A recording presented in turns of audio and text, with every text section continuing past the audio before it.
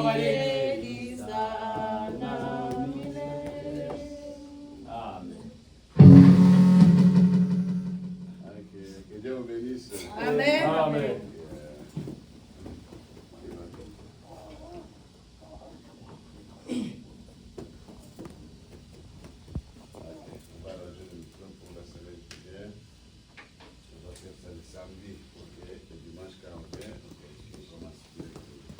Okay, we'll fix the microphone. Yes. Next week, so we can be ready. Dimanche prochain, on va utiliser ça. Next week, we're going to use it. Okay. Et le Seigneur vous bénisse. May God bless you. Êtes-vous dans la joie? Are you happy? Montrez que vous êtes dans la joie. Show me that you're happy. Amen, amen, amen, amen. Jesus is the living God. Jésus n'est pas un Dieu de mort. Jesus is not dying God. Là où il est, Where he is, le prophète dit il y a the beaucoup de prophet bruit. said, Il y a beaucoup de bruit. there's a lot of noise. Là où Jésus est. Where Jesus is, Non, là quand il y a deuil, c'est là où les gens sont. where is the death, that's where people are mourning. Mais à chaque fois qu'il y avait deuil, When every time there's a et quand dying, Jésus s'est présenté, when Jesus presents les himself, deuils changeaient en vie. the death changes Donc là life. où Jésus est, Where Jesus il is, y a la joie. there's a happiness. Acclamez pour le Seigneur. Amen, amen, amen. Amen. Amen. Nous sommes dans la joie We are happy de vous voir encore. to see once Et again. beaucoup de gens se séparent. Brother, a lot of people separate. Elles ne se voient plus. They don't see themselves, each other. Oui, il y a un pasteur en Angola. There's one pastor in Peut-être Angola. on va l'enterrer demain. I think they're gonna build him tomorrow. Il chantait He sing à l'église in a church un dimanche. one Et Sunday. c'était son dernier dimanche. That was his last Sunday. Et la chanson disait And the song au said, revoir jusqu'au pied de Jésus. uh, Et il était en train de saluer les gens dans l'église. we will see Yes. to the coming of Il Jesus. saluait les gens. Lui, il saluait les gens. He great Mais il ne people. savait pas He didn't know que c'était son dernier that dimanche. was his last day. Parce que nous, Because us, nous pensons seulement, non, le dimanche nous serons là. we think, oh, next Sunday Non, will be demain there. ça nous appartient. No, tomorrow Non, is not far. ça We nous don't appartient. know. Il a dit ça à l'église. He said, Au revoir, au oh, revoir. bye bye. Au revoir jusqu'au pied de We will Jésus. see to the feet of Jesus. Et c'était fini comme ça. And that was all. Depuis qu'il est sorti, Na wakati alitoka, depuis qu'il est sorti de dehors, wakati alitoka nje, c'était fini. yalikuwa ameisha. Il n'y a eu plus rien. Hakukuwa tena kitu. Il n'est plus rentré à l'église. Hakurudi tena Et kanisani. aujourd'hui, Na sasa il est déjà dans la gloire. yuko katika utukufu. Comme il a dit, Kama alivyosema, au revoir jusqu'au pied de kwa heri mpaka miguuni pa au Yesu. pied de Jésus. Et moi, Mpaka miguuni pa je Yesu. disais à ma Na femme, mimi niliambia mke wangu, ça c'est un fils de Dieu. ule ni mwana wa Mungu. Il a dit au revoir à l'église. Aliambia bye kwa Et il est kanisa sorti na akatoka et il a dit bien na au alisema pied de Jésus. mpaka miguuni pa C'est Yesu. ça les soucis bien aimés. Ile ndio Quand on uzuri. se dit au revoir, Tukisema kwa c'est heri, pour qu'on se voie au pied de ili Jésus. mbele tuonane kwenye Si miguu ya un Yesu. pasteur, lui, il prêche les gens Kama mhubiri huyu anahubiri pour remplir ses poches d'argent, pour construire des maisons, c'est bien. sawa, Mais quand on sawa. se dit au revoir, bien aimé, Lakini tunaposema kwa c'est heri au pied de Jésus. mpaka miguuni pa Yesu. Yeah, parce que le but ici, Sababu lengo hapa c'est Jésus. ni Yesu. Il n'y a pas autre chose. Hakuna jambo lingine. Que Dieu vous bénisse. Awabariki. Nous avons été à Dallas pour prêcher la parole de Kwa Dieu. Dallas kuhubiri neno la Mungu. Et c'était merveilleux là-bas. Ilikuwa vizuri sana hapo. Moi, je les ai dit, Na mimi nawaambia, moi, je ne me déplace pas parce qu'il faut venir. Non. mimi si safiri tu Yes. kwa ajili ya Avant kwenda de venir, pale. Dieu doit me dire, va là-bas. Mpaka Mungu Sinon, je aliyenileta. ne pouvais pas. Je ne pouvais Ila pas. hivyo sitakuja.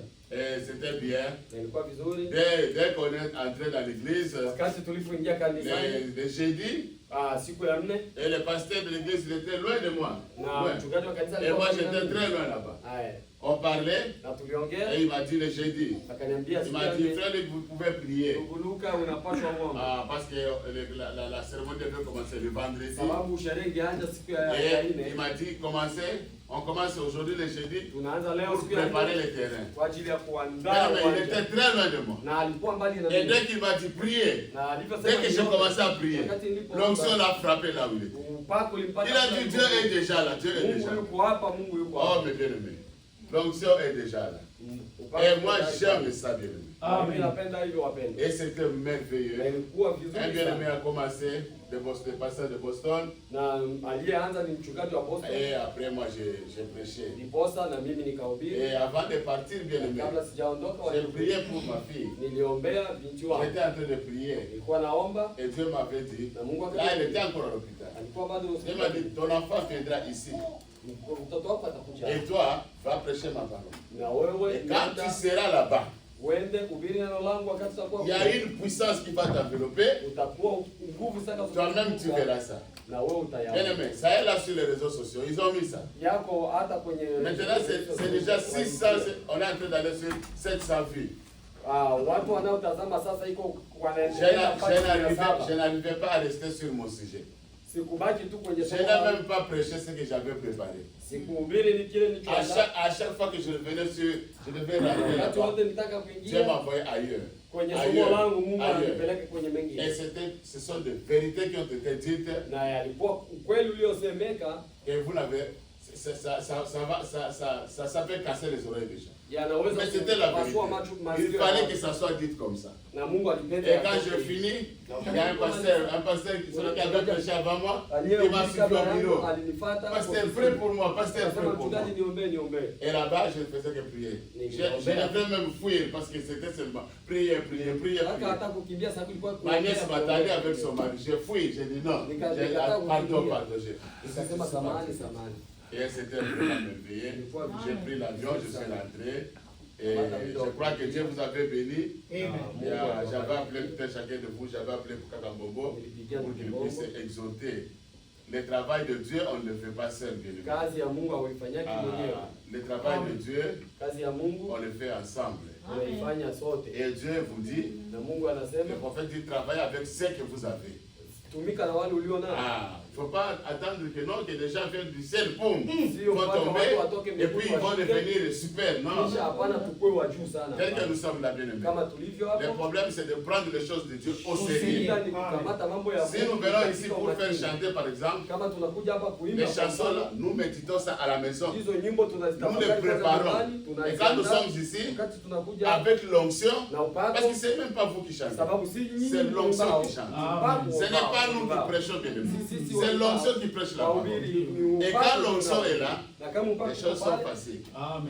Si je me réveille chez moi à la maison, je ne m'intéresse pas aux choses de Dieu.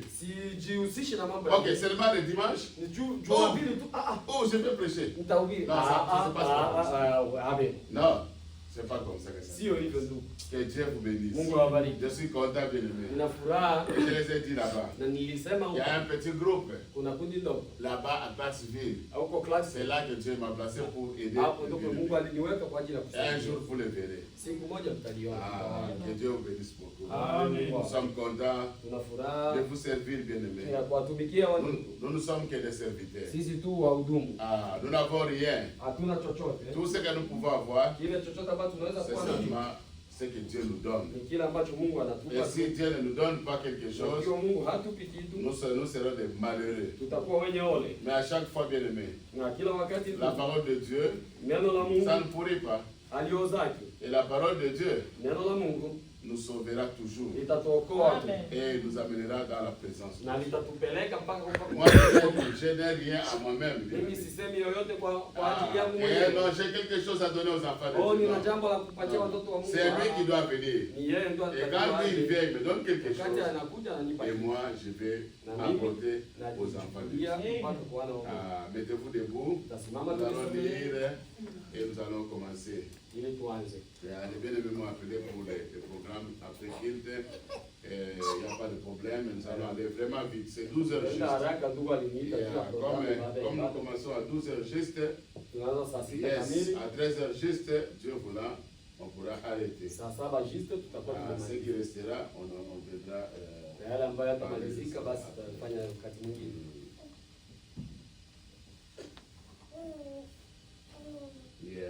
Je vais dire, mettez-vous debout. Il faut se mettre debout. Là, on lit la parole de Dieu. Et après, vous allez vous asseoir. Moi, je vais beaucoup lire aujourd'hui. Peut-être comme Dieu va nous conduire à... Oh, là. Yeah. C'est qui te fait asseoir? C'est Rachel, hein? Sister Rachel, mets-toi debout. Rachel, mets-toi debout. Tu vas t'asseoir bientôt là. Ok, je vais lire dans 1 Jean. Petro wa kwanza Yes, verset 1 moja jusqu'à 1 Jean. Non, verset 7 jusqu'à 10. Petro wa kwanza 7, Yohana wa kwanza. 1 Jean. Yohana wa kwanza Yes. moja 7 mpaka 10. Ah.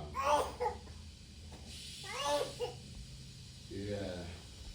Vous avez trouvé 1 Jean. Yeah. Yohana wa kwanza 7. Je vais lire. Mais si nous marchons dans la lumière, comme il est lui-même dans la lumière, nous sommes mutuellement en communion. Et le sang de Jésus, son Fils, Bluetooth mode. nous purifie de tout péché. Nous purifie de tout péché. Si nous disons que nous n'avons pas de péché, nous nous séduisons nous-mêmes. Et la vérité n'est point en nous. Si nous confessons nos péchés, il est fidèle et juste pour nous les pardonner et pour nous purifier de toute iniquité. Si nous disons que nous n'avons pas péché, nous les faisons menteurs. Et sa parole n'est pas en nous.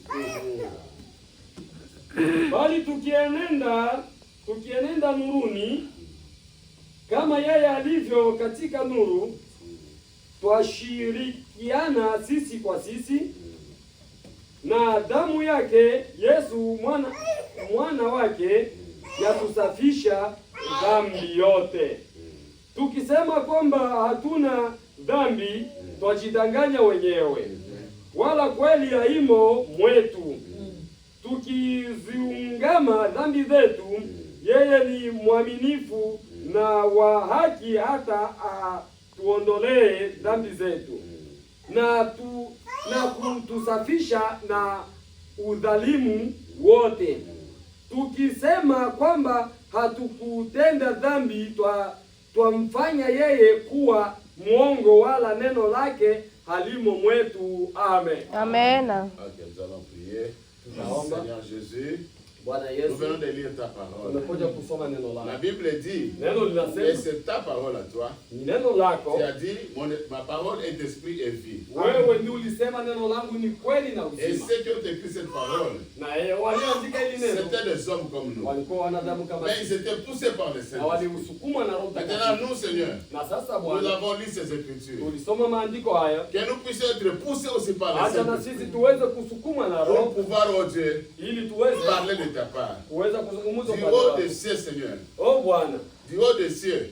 Kutoka mbinguni Bwana, Seigneur, uweze kupokea ushuke na kusema na watoto wako. Nous sommes venus ce n'est tel que nous sommes. Tumekuja kama tulivyo Bwana. Nous n'avons rien de bon. Hatuna chochote kizuri. Nous nous contentons que par l'œuvre salvatrice de Calvaire. Sisi tunatazamia kwa kazi iliyofanyika pale msalabani. Merci pour les 100 versets. Asante kwa damu hiyo. C'est ça qui nous donne la paix. Asante kwa damu c'est ça qui nous purifie, Seigneur. Amani. Damu inayotukataa. Le sang de Jésus. Damu ya Yesu. Nous ne voulons pas piétiner cela. Hatuwezi kuvuka hiyo. Nous voulons appliquer cela dans nos cœurs. Hatuwezi kukanyaga, tunataka kuileta mioyoni mwetu. Pour que cela nous donne la vie. Ili uweze kutupa uzima. Sois béni, Seigneur. Ubarikiwe Bwana. Sois glorifié. Et que ce culte soit sous la conduite du Saint-Esprit. Na acha kila ibada iwe chini ya uongozi wa Roho. Au nom de Jésus. Katika roho, katika jina la Yesu Kristo. Amen. Naweza mkaketi. Yes, baby. Allez, on va tengeneze hiyo ndugu hakuna. Le dimanche prochain on va. Ok, que Dieu vous bénisse. Mungu awabariki. Nous sommes contents d'être là. Tunafurahi ya kuwa hapa. Une fois de plus. Et bébé va bien et sa maman aussi. Dada na mtoto wanaendelea vizuri. Vous allez le voir aujourd'hui. Amen. Mon petit sujet aujourd'hui, bien aimé. Somo langu ndogo leo. Soyez sûrs. Muwe na uhakika. Yes. Soyez sûrs. Iweni na uhakika. D'être en ordre avec Dieu. Kuwa katika usawa na Mungu. Yes. D'être en ordre avec Dieu. Kuwa katika usawa na Mungu. Avant de quitter d'ici. Kabla hatujaondoka hapa. Yes. D'être en ordre avec Dieu. Iweni na usawa na Mungu. Yes. Avant. Kabla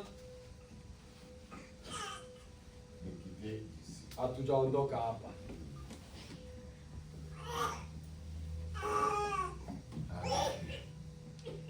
La vie ne nous appartient pas. Maisha si yetu.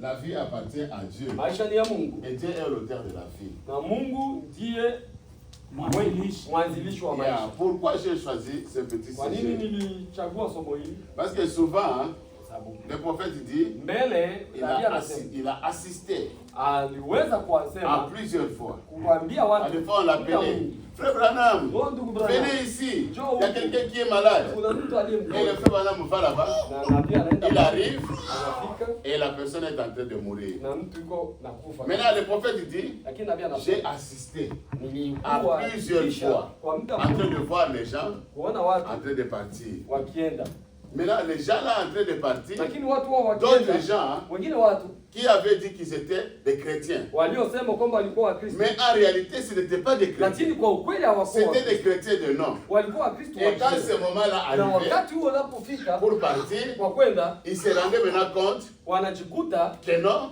hapana, et ils jouaient l'église. walikuwa wanacheza Ils kanisa, n'étaient pas des chrétiens. hawakuwa Et Wakristo. à ce moment-là, Na kwa wakati huo ils voyaient déjà waliona là où ils allaient dans wale une ambao mauvaise kwa kule direction. walikokuwa wanakwenda. Et le prophète a assisté aussi Na nabii alisema à certaines personnes kwa watu wengine qui étaient croyants ambao walikuwa et waamini, qui étaient réellement des chrétiens. ambao walikuwa waamini Et wa au kweli. moment du départ, Kabla le hawajaenda, prophète était là nabii alikuwa et pale il pouvait les voir, na akawaona soulever la main kuinua mkono et dire na victoire. kusema ushindi, Victoire. ushindi, Parce qu'ils voyaient, sababu wameona ils allaient. kule wanakoenda. C'est très important. Hiyo ni la muhimu sana, Parce qu'aujourd'hui, sababu leo il y a église, kuna église, makanisa, église. makanisa na makanisa. Mais qu'est-ce que l'église? Kanisa ni nini? Qu'est-ce que l'église? Kanisa. L'église, ce n'est pas des bâtiments. Kanisa si On a chombo. répété ça plusieurs fois. Nimesema muda mrefu, L'église, ce n'est pas le cathédrale là. si Non, uko na katedrali l'église kubwa, de Dieu, c'est le corps mystique du Seigneur kanisa Jésus. la Mungu ni Et ce mwili corps-là wa asili est wa Yesu invisible. Kristo. C'est un corps Na ni mwili invisible. usioonekana, Mais ce corps-là na mwili huo est constitué umejengwa des croyants. na waamini. Ce sont les croyants qui forment ce corps. Wale waamini Et dans ce corps-là, na mwili huo on ne peut pas entrer hawezi ingia parce que je suis la femme du pasteur, sababu niko mtu, parce que je suis la sœur du pasteur, sababu niko dada, parce que je suis diacre, sababu mimi parce que je chante, parce que moi je danse à l'église, parce que moi je donne le message à l'église, parce que moi je pars à l'église. Non et non. On entre là-bas unaingia katika umwele wa en étant né de nouveau, wa kuzaliwa mara ya en étant baptisé du kwa Saint-Esprit. kubatizwa kwa Roho Mtakatifu. C'est comme ça qu'on entre dans ce Hapo corps. ndipo unapoingia. Et ce katika corps-là, mwili. Na huo mwili partout où ils se réunissent, popote que ce wanapokutana, soit sous les arbres, wao chini ya mti, que ce soit dans la maison de uwe ndani ya quelqu'un, nyumba ya mtu, que ce soit dans l'église, uwe katika kanisa, c'est ça l'église. hiyo ndio C'est kanisa. ça l'église du Dieu. Hiyo ndio kanisa. Et c'est là que Dieu vient Na hapo ndio pour Mungu travailler. anakuja kuja kufanya kazi. travailler en d'autres termes. C'est là où Dieu vient pour se manifester. Mungu anashuka. C'est là où Dieu vient pour Hapo confirmer ndio kwenye Mungu anakuja qu'ici il kuhakikisha s'agit de ya kwamba moi. hapa ni wangu. Parce que beaucoup de gens, Sababu watu wengi ils font la malignité. wanafanya mabaya, Et la malignité. wanafanya Oui, ujanja. oui. Ils cachent leurs bêtises Wanaficha derrière la Bible. uzembe wao Et na uchafu wao aujourd'hui, chini ya c'est derrière la nyuma ya brochure. Biblia. Na Yes. wanakuwa na leo wako nyuma ya Ah, mibaya. quand il a la brochure, Na leo ni de nyuma ya là, c'est un brochure. frère du message. Wakiona brochure Mais ni si ndugu vous allez en profondeur, ukienda chini il ne kabisa, croit même pas le message. Il n'est même pas croyant. hayaamini hata. Bien aimé, prenez les liens. Là, c'est que j'ai prêché. Regardez, vous allez voir. Mtaangalia C'est pourquoi je voulais que quelqu'un d'entre vous Ndio puisse maana voyager avec moi. waende na mimi. Bien aimé, c'est pas de la blague. Haiko mzaa. On ne peut pas jouer avec la parole. Hawachezaki na Peu importe le nombre de gens, que haijalishi nous watu soyons wengi, 2, 3, hata wawili la parole watatu. doit être prêchée Mungu- pour que ça change nos vies. tunatakiwa tuhubiri Même si je maisha me yetu. retrouve devant 1000 personnes, Hata tuko chini je veux prêcher la même chose. mbele ya Le watu problème, elfu ce n'est pas moi. Utahubiri Le yale problème, yale. c'est lui. Shida haiko yangu ni yake. Parce qu'il va me dire, Luc, mais toi tu étais là. Atasiniambia, Mais "Luko, pourquoi tu ulikuwa n'as pas wapi? dit la vérité à Kwa tes nini frères?" unasema kweli kwa Et ça watu sera, Na ah, ilikuwa- Félix, il nous mentait. Ola, Luka Au alitudanganya. temps de partir, ça sera, Na wakati wa kuenda c'est là où que je parle. Bwana ndio kwenye nilienda. Non. Niko naenda. Je ne veux pas que tu ailles là-bas. Sitaki uende Moi, pale. je veux que tu ailles au ciel. Nataka uende Mais mbinguni. pour que tu ailles au ciel, Unataka je dois te uende prêcher la parole. Natakiwa Que ça fasse mal, que ça ne fasse pas mal. Mais l'essentiel, kizuri cette parole de lengo personne. ili neno Parce que quand nous serons là-bas, bien aimés, sa wakati tutakuwa kule vous allez oublier d'embrasser d'abord vos maris. Vous allez oublier d'embrasser vos maris. Eh, chérie, tu me fiques, tu me fiques. Vous allez regarder, frère Luc. Oh, ndugu Vous Luka. allez courir, frère Luc. Utakimbia, ndugu Luka. Tu m'enguies. Tumefika Oui, bien aimé. Et moi, Jésus dira, Na Yesu un anasema travail bon fait. amesema Très bien kazi fait. ilifanyika vizuri. Et le prophète dit ça. Na nabii anasema Il hivi. dit, Anasema moi, mimi je ne préfère pas aller là-bas sitazami au kwenda ciel. Parce que Jésus dira, sababu Yesu venez, anasema njooni. les bénis de mon Père. Ah, Recevez le royaume qui vous a été préparé upate ufalme ambao avant la fondation du kabla monde. ufalme wa Le prophète dit, hein, Nabii c'est la anasema parole de Dieu. neno la Mais lui, le prophète, yeye nabii il a dit, je préfère anasema que quand je natazamia serai là-bas, ya kwamba wakati il nitakuwa puisse dire, kule, Branham, Yesu asema Branham, tu as fait du bon boulot. fanya kazi nzuri. Ah, tu as fait du bon boulot. Fanya kazi nzuri. Viens, viens, il Njoo, dit, njoo, njoo. du ciel était réservé. Ah, ufalme Je préfère ça. Yeah, je Amen. préfère ça. Quand je vais arriver là-bas, wakati nitafika kule qu'ils me disent aussi, aniambie lui, pia c'est du Luka, travail bien fait. ulifanya kazi Parce que nzuri. Dieu, lui, Sababu Mungu yeye, même pour une seule âme, kwa nafsi moja Dieu ne joue pas. ye Mungu Même pour ana- une seule anatazama. âme. Si Dieu veut brûler Kama Mungu tout, ataunguza tout l'état d'Indiana, India, state yote ya Dieu est India, en colère, il veut brûler tout l'état d'Indiana. anataka Mais s'il Indiana y a yote- un seul élu, lakini kama dans kuna l'état d'Indiana, mtakatifu cet mmoja, élu-là sauve tout le monde. yule mchaguliwa anaokoa Indiana yote. Et moi, quand je voyage, bien aimé, Wakati na je disais à quelqu'un, naambia mtu fulani les avions que nous prenons là, zile ndege même les pilotes là, hata wa piloti peut-être il vient de faire sa prostitution là-bas. labda à anatoka l'hôtel. kufanya uzinzi kule piloti. Yes. Mais après, il va venir, il ne prie même pas. Il Ah, va on nous dit, faire attends, pas. attends, Mais il va prendre l'avion là, Anaanza kupiga ça va mafuta, monter. aseme awapeleke Frère, mwewe. l'avion quand on ferme, hein, Wakifunga milango ya votre vie, ce n'est plus un C'est problème. fini. bila Il y a quelqu'un qui est là, Yeah. c'est lui. S'il va vous jeter dans l'eau, ça ne Atapeleka passe pilote pas. kitaka awapeleke mumai atapeleka. Amenui. Yes, bien. Donc vous allez seulement dans l'eau. Kule mpaka Dans l'eau. mumai. C'est fini. Binaishi. Mais, Wala quand je monte là-bas, nikipanda frère, je suis sûr et certain. niko na uhakika Dieu m'a dit tu vas aller prêcher là-bas. Mungu aliniambia Je utaenda serai huko. avec toi là-bas. Nitakuwa na Quand je monte dans l'avion, wakati nenda même si c'est le pneu pour en bas là-bas, hata moi je sais que je vais aller prêcher. Mimi Parce que je vais sortir d'ici, na je nitatoka vais hapa. prendre un autre avion, je vais aller prêcher là-bas. Ndege nitaenda huko. Je n'ai rien à voir. Sina chochote cha Mais kufanya. tous ceux qui sont dedans Lakini là-bas, watu wengi wako mwana à ndani. cause de ma présence Juu là-bas, ya kuwa kwangu ils sont sauvés. wataokolewa. Même si Dieu voulait frapper cet avion, Hata Mungu aussi akakuja. longtemps que ton pied entre Wakati là-bas, wote mgulu wako uko Mungu. et ils ne sauront pas faire. Hata wa Non, nous sommes des gens bizarres. sisi tuko watu wenye Je vous dis la vérité, je vous lirai ça. tuko wachafu. Nous sommes déjà, non, bizarres. Hatueleweki. Yes, on ne peut pas nous comprendre. Tu peux entrer dans un endroit, Tunaweza fika katika l'atmosphère sehemu change parce que toi tu es entré là. hali yao inabadilika kwa sababu Mais eux, ils ne sauront pas. na wao Ils ne sauront pas. Je hawatajua. vais être, aujourd'hui je venais en vitesse venue. Najua Ah, j'ai mis ma musique. na tia na muziki wangu C'est vers Lexington, Kutoka Lexington comment on mpaka hapa appelle ni ça? kama? Je pense Georgetown. Georgetown. J'ai regardé devant bien aimé. Nikaangalia mbele C'est là quelqu'un qui a connu l'accident là-bas. kumtu mwenye aligonga accident Et il y avait des véhicules qui freinaient. na kulikuwa Moi, je ne magari savais pas, ya- je venais en vitesse avec ma musique, je dansais même. nilikuwa J'ai nacheza le tu j'ai regardé kwa seul. Eh? nataka Et le véhicule allait seulement. nikafanya Celui qui était derrière moi aussi, lui aussi, il était en vitesse. Eh, Lui aussi, alikuwa allait. mwendo na yake. Et puis on s'est arrêté. nikapaji On est resté là. tukangoja Moi, pa je regardais la montre. nikangoja Bien aimé. Vous ne savez pas ce que vous êtes. juu kile ulicho Moi, j'ai dit seulement, Seigneur, nikasema Bwana moi, je vais aller t'adorer. Je vais aller prêcher la parole. Que cet embouteillage-là, qu'il termine vite. Moi, je vais aller prêcher la parole. trafiki inaisha Quelques secondes, bien aimé. kwa muda mchache C'était une drôle. Parce qu'on pouvait voir même là-bas. na ungepaswa kuona mpaka Et après, j'ai vu seulement le véhicule en train de na partir. nikaanza ona En train magari de partir. Allez, nous sommes partis. na mimi Mais nikaanza l'embouteillage, là, bien aimé. Ça peut faire 1 heure du temps, 2 ile heures du temps. trafiki Mais ingefanya vous, sana vous êtes un enfant de Dieu. sababu kwa mwana wa Mungu Prononcez la sema parole. neno Et ils ne sauront pas. wao watajua Ça peut traîner l'embouteillage. watabakia Mais comme un fils de Dieu est là, tu prononces la parole. Dieu va dire, allez vite, vite, allez vos véhicules là-bas. Laissez les autres passer. Parce qu'il y a des fois, ils font ça sciemment. Ah, ils font lentement. Mais ça, c'est l'accident, on va attendre. Non, mettez-vous à côté, laissez même une bande que les gens passent. kalaini pembeni, acha hata mstari mmoja watu wapite hivyo. Un enfant de Dieu. Mwana wa Mungu, Non, bien-aimé. Si vous êtes sûr kama una uhakika de ce que vous êtes, cha kile ulicho bien-aimé, le péché pour vous, dhambi kwako c'est fini. yameisha. Donc, le prophète dit, si vous voulez vivre dans le péché, Kama unataka c'est kuishi vous-même ndani ya qui voulez dhambi, vivre dans wewe le péché. peshe. Parce que Jésus est déjà mort pour vous. Sababu Yesu Kristo Vous n'avez plus le droit de vivre dans le péché. hauna tena haki ya Vous kuishi devez kwenye dhambi. vivre au-dessus du Unatakiwa kuishi péché. juu ya dhambi. Parce que le péché, Sababu dhambi c'est l'incrédulité. kutokuamini. Le péché, Na dhambi ce n'est pas commettre adultère, ce n'est pas voler. Non. Si vous faites ces choses, ça veut dire que vous ne croyez pas. hauamini. Le prophète dit ça. Nabii Mais si anasema, vous croyez, na kama toutes unaamini ces choses-là pour vous, vile vitu c'est vimeisha kwako. fini. c'est Amen. fini.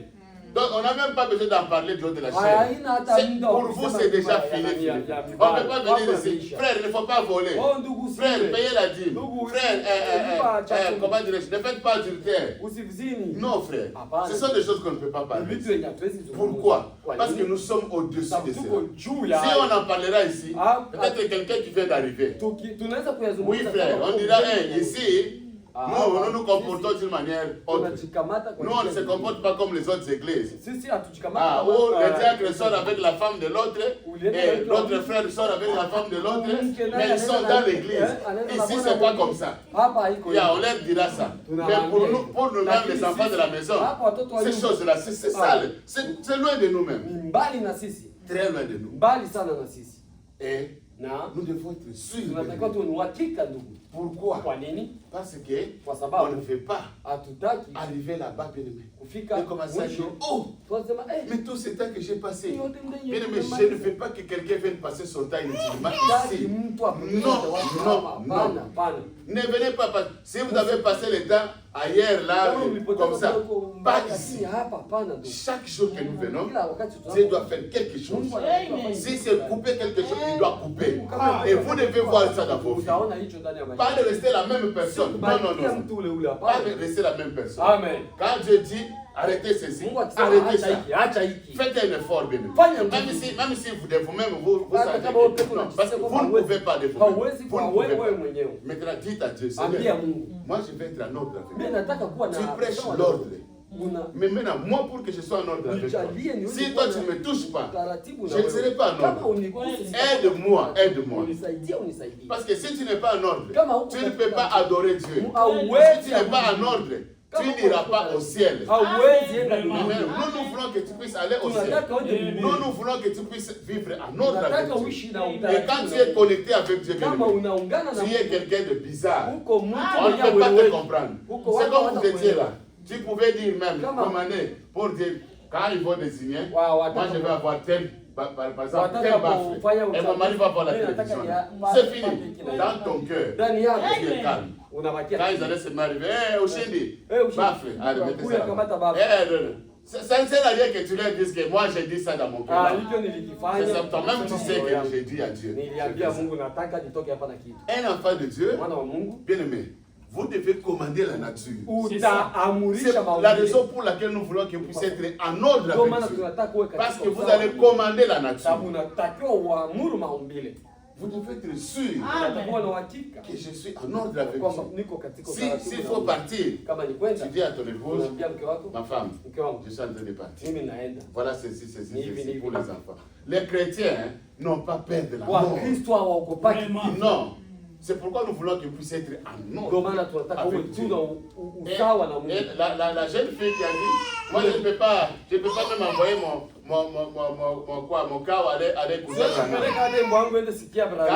quand elle était malade à Wakati l'hôpital. alikuwa mgonjwa wa hospitali. Appelez frère Branham. Appelez frère Branham. Son pasteur était dehors. Son pasteur était dehors. Mchungaji En wake train de alikuwa fumer. nje. Iko na kokota Et on a dit, mais dès qu'il entrait dans la salle, il a fait, sors, sors. Pia Il ne peut pas te akaanza voir kutoka ici. pastor wake toka. Et quand le pasteur sortait, Wakati il mchungaji allumait une cigarette. akaanza Et il disait, bon, je pense qu'elle parle encore de conviction. ni yawezekana Mais conviction. inaenda mbaya. Non, mais il voyait là où il allait. Anaona kwenye iko naenda. Il dit, appelez monsieur Branham. Appelez monsieur. Et là, c'était trop tard.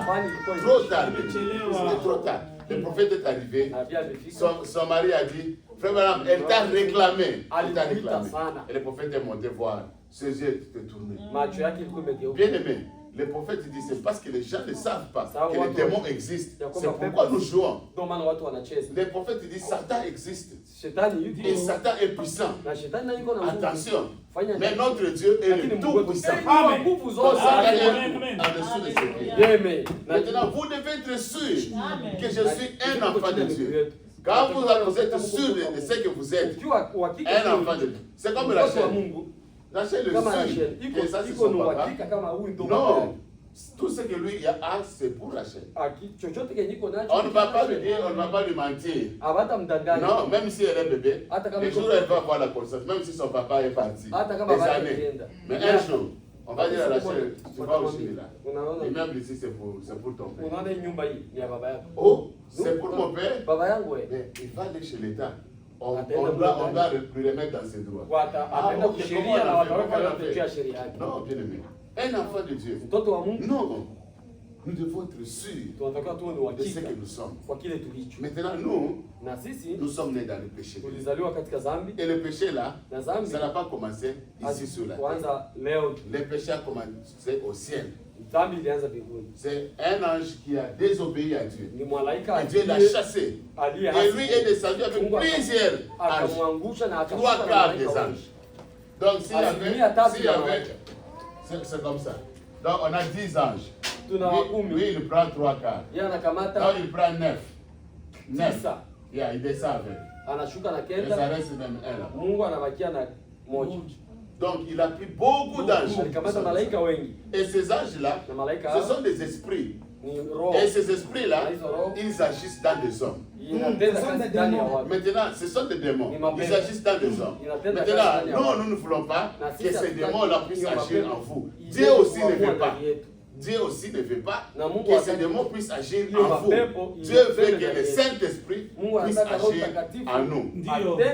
Raison pour laquelle, si nous ne sommes pas en ordre, le Saint-Esprit ne peut pas venir. Parce que si nous disons, oh, mettons d'abord l'ordre dans l'église. Mais la personne à qui vous enseignez l'ordre là, lui-même il est en ordre avec Dieu. Parce que s'il n'est pas en ordre avec Dieu, il ne peut pas être en ordre. Non, frère, vous ne pouvez pas. Ça ne peut pas marcher. D'abord l'ordre dans la personne et ensuite l'ordre dans l'église. Donc, et quand ça a commencé, Adam avait de l'autorité. Yes, Adam avait de l'autorité. Et Adam commandait la nature. Parce qu'il était en ordre. Parce qu'Adam était sûr. Adam ne pouvait pas dire le matin. Ok, venez un peu. Je ne sais pas si le lion là va m'obéir. Mais je vais quand même le dire. Toi, lion, va un peu là-bas. On va observer ça. Non, ce n'était pas comme ça. Lui, il était sûr.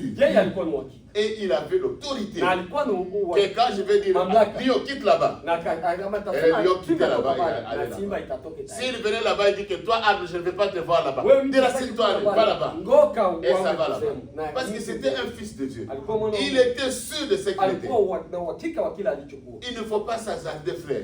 Oh non, je vais seulement à l'église. Et puis un jour, en train de partir, Dieu va vous ouvrir les yeux.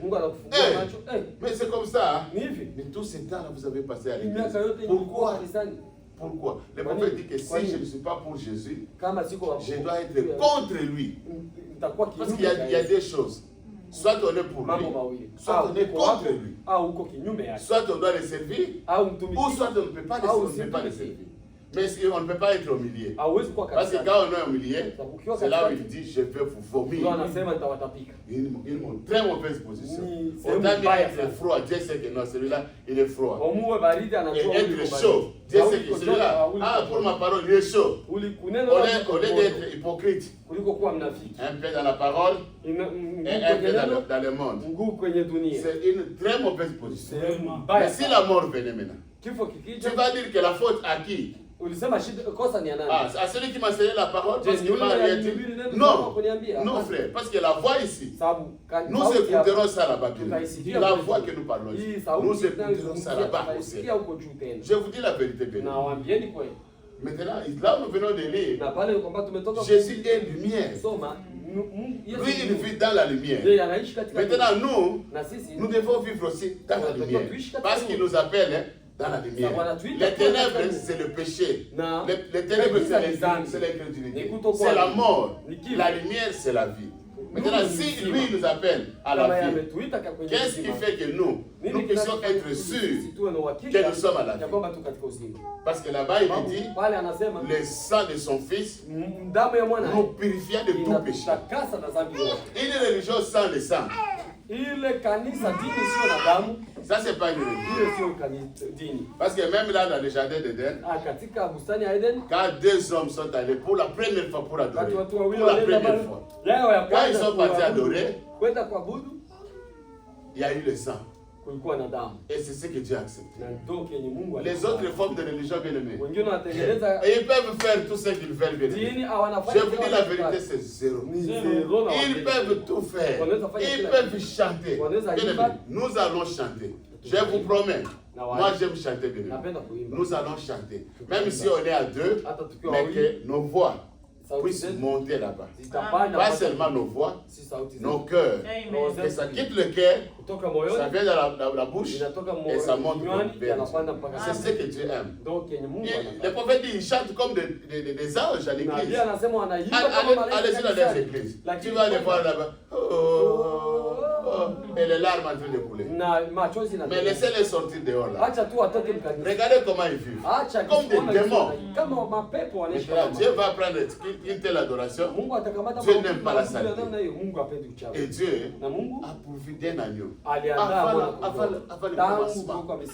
Avant même qu'on puisse créer quelque chose. Dans sa pensée, Dieu a immolé l'agneau. Et quand il a immolé l'agneau, il a pris nos noms, il a écrit dans son livre. Il a écrit. C'est pas qu'il y a un livre au ciel là-bas, avec des papiers, on a écrit. Non. C'est dans la pensée.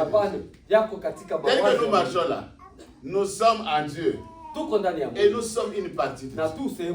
Nous sommes une partie de Dieu. La divinité, le prophète dit, ce n'est pas au ciel. La divinité, c'est en nous. Et il dit que vous voulez que je vous donne l'écriture. Il dit, mais Jésus a dit non. Encore un peu de temps. Le monde ici ne me verra pas. Mais vous me verrez. Parce que je serai où?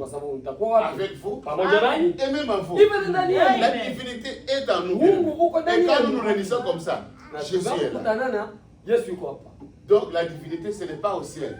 Ne cherchez pas, oh non, bien aimé. Mais non. Et notre religion, c'est la religion du sang. C'est une religion qui n'a pas de sang. Le prophèet dit que c'est des bêtises. Maintenant, le sang là a été versé par l'enfant de Dieu qui a été prédestiné avant la fondation de ce monde. Et pour nous, je vais vous lire, bien aimé. Vous allez voir, c'est la grâce de Dieu. Si nous sommes ici, nous ne sommes pas meilleurs que les gens qui sont ici. Nous ne prions pas beaucoup plus que eux. Il y a des gens qui vous prient toute la nuit. Mais dans le vide. Dans le vide seulement. Mais un vrai fils de Dieu. Et une vraie fille de Dieu. Qui est sûr. Qui est en ordre avec Dieu. Frère, dès qu'il dit quelque chose, Dieu descend. Ça ne prend pas 10 minutes. Et là, ça ne veut pas dire que si vous êtes sûr que vous êtes en ordre avec Dieu, que vous ne pouvez pas commettre des erreurs. Non, vous commettez des erreurs. Mais quand vous commettez des erreurs, vous allez arranger. Vous ne pouvez pas rester comme ça. Parce qu'en vous, ce n'est plus vous, c'est Dieu qui est là. Et quand vous commettez une bêtise, remarquez seulement, si vous faites quelque chose de mal, et que vous restez, ça passe. Frère, c'est une mauvaise expérience. Il faut chercher la face de Dieu. Si vous arrivez à ça, tu as fait du mal à quelqu'un et tu restes comme ça, ça passe seulement. Non, frère, ça ne peut pas passer. Vous n'êtes pas en ordre avec Dieu. Et ça, bien aimé, que ce soit dans vos foyers, que ce soit au travail, partout dans la société, vous êtes censés, vous êtes obligés d'arranger ça. Même si c'est un petit enfant, Dieu ne regarde pas ça. Dieu regarde votre cœur. Il a commis quelque chose de mal là-bas. Mais il s'en fout. Il va couvrir ça. Dieu au ciel, il ne va pas couvrir ça. Il va voir ça. Et vous ne serez pas en ordre avec Dieu. Mais nous devons vraiment être sûrs. na uhakika na Les gens aujourd'hui meurent, watu leo quelqu'un prend l'arme, mtu anakamata il passe quelque part, anapita sur Walmart, anapiga des innocents. wasio na hatia. Maintenant, si vous étiez là, Kama ulikuwa et pale Dieu a dit qu'aujourd'hui il va vous prendre. na anataka leo Maintenant, vous étiez là, l'arme n'a pas, vous tombez. Vous allez où? utaenda wapi? Vous allez dire, Seigneur, j'allais dans une église du message. Nilikuwa naenda J'allais katika dans une église kanisa du ya message. Dieu, il va dire non. Mungu anasema mimi si Dieu ne va pas sauver quelqu'un par Mungu rapport à haokoi l'église. mtu kwa ajili ya kanisa. Dieu va vous sauver par rapport à votre cœur, Mungu atakuokoa vis-à-vis de sa parole. Amen. ulichukulia neno lake. Ok, je vais lire quelque chose. Comme ça, vous voyez que notre religion, c'est la religion du sang. Et nous devons confesser quand nous faisons quelque chose de mal, parce que nous devons être sûrs que nous sommes dans l'ordre. Même quand, avant de dormir, bien aimé, demande à ton épouse, chérie, depuis le matin jusqu'à maintenant, qu'est-ce que je fais que tu n'as pas senti que c'est la parole de Dieu? Ah non, chérie, j'étais fâché là-bas. Non, pardonne-moi, chérie. Non, je n'étais pas fâché, mais peut-être que tu as mal compris. Ah, chérie, toi aussi, qu'est-ce que je fais de mal? Non, non, chérie, bon, je t'avais dit, tu as mis beaucoup de chumvi dans le truc là. Bien aimé, Dieu même des petites choses. Hein. Vous pouvez dire que, mais ça là, Dieu va regarder. Attention avec Dieu. Attention, des petites choses. La sœur Hop était partie. La sœur Hop. Yes, le prophète en parle. La sœur Hop, Dieu, elle était en train de partir. Et Dieu lui a dit, rentre, va arranger. Il y a quelque chose que tu as fait. Tu ne peux pas venir là où je suis. Va d'abord. La sœur Hop est venue. Elle est rentrée encore. Elle a dit, frère, je vous demande pardon. C'était à cause des pyjamas qu'elle avait achetés pour les enfants. Yes, et ça a amené un peu comme des discussions avec Frère Branham.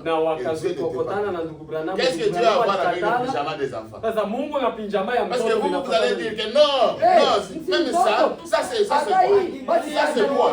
Ça c'est quoi? Dieu a dit, rentre, va là. Le prophète a parlé, c'est dans le message. Demande à votre épouse, chérie, qu'est-ce que j'ai fait de mal? Pardonne-moi.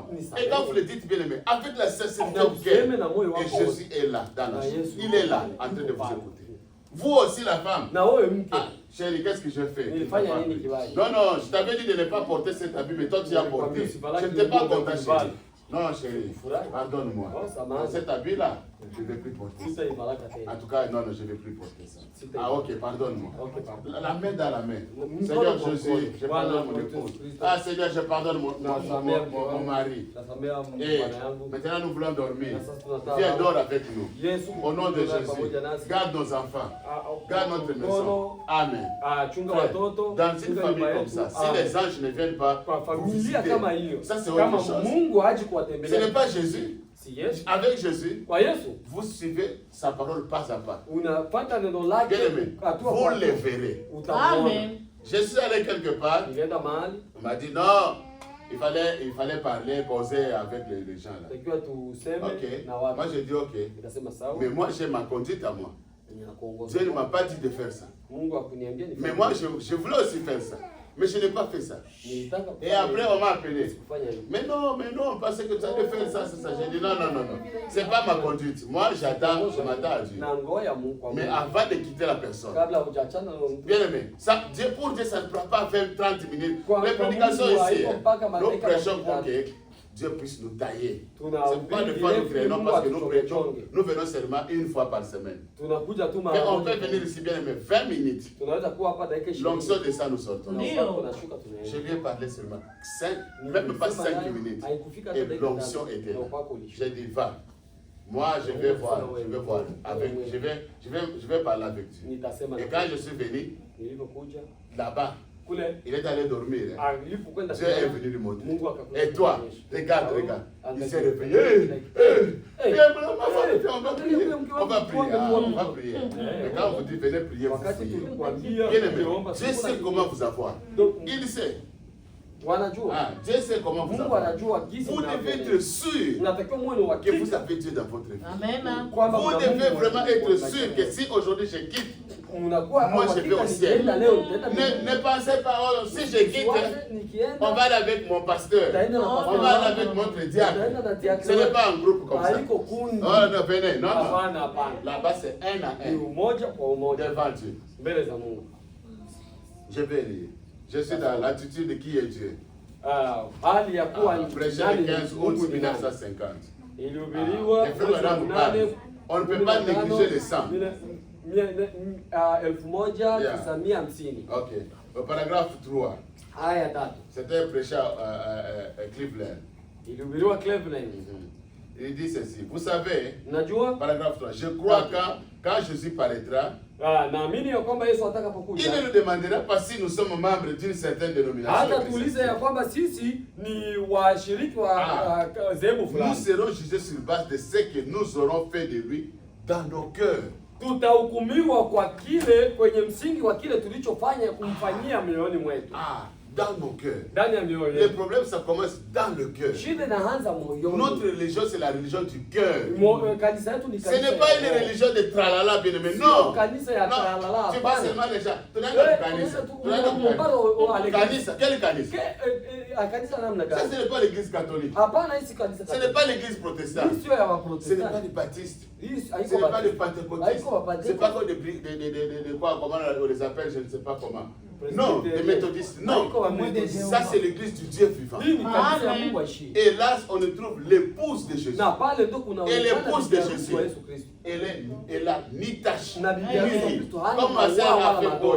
pour Rachel. Kama gisi dada Rachel. Jésus a un remède, bien-aimé. Mungu Et le remède, c'est son propre sang. aliweza Quand il kumwokoa prend na son damu sang, yake. il applique sur vous. Wakati anatia damu Toutes les yake tâches kukuwe du péché, kila mchafu fini. imeisha. Et il vous met là-bas, il vous place là-bas. Pour que les gens puissent voir. Et c'est celle qui portait des pantalons.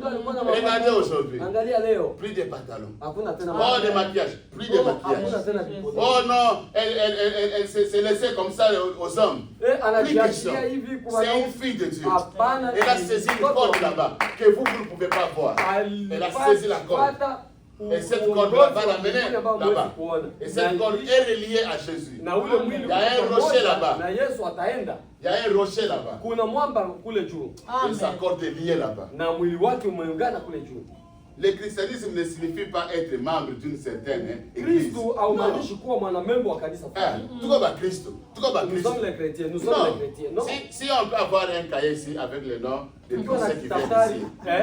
na Bon, majina yote c'est juste waliowako. pour dire seulement, le bien-aimé, il habite à tel endroit, qu'on sache. Parce que s'il y a Le quelque chose, on pourra dire même à l'État que non, nous connaissons le frère, il vivait à tel endroit, il y a ça. Mahali hapa na hapa. Mais Ndio maana pour ya dire kazi. seulement que non, si vous mettez votre nom dans ce registre, c'est fini, vous allez au ciel. Mensonge du diable. Tutaenda mbinguni. Mensonge du diable. C'est comme ça on les a fait ici. Ah, vous appelez quelqu'un, venez dans notre église. Unamlita mtu njoo kanisa Il dit, look, Angalia look. after the meeting, Baada ya you guys have a Saturday. baada ya Donc il vient seulement là, il vient manger. uko na chakula? Si, chez vous, vous ne mangez pas. Est-ce que kuna kula? Donc à l'église, vous venez pour manger. Mais c'est ce qu'on les a fait, c'est ce qu'on les a enseigné. Ndio wenye waliwafunza On dit kanisa. venez, venez, il y aura lunch. After church, il y aura lunch.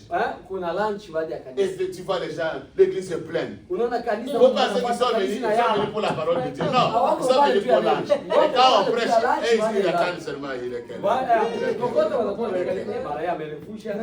On n'entre pas dans cette église, vous serez la main du pasteur. Non, déjà au ciel. Mensonge du diable. Le diable les a trompés. Ils vont se retrouver en enfer. Beaucoup.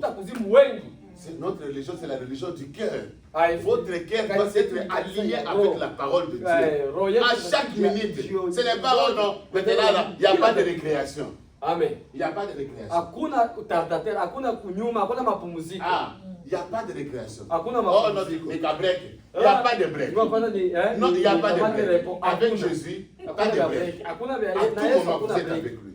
Ou soit que vous êtes avec lui, ou soit que vous n'avez pas. Mais s'il est là, Kama iko pale. Glorifiez Dieu bien-aimé.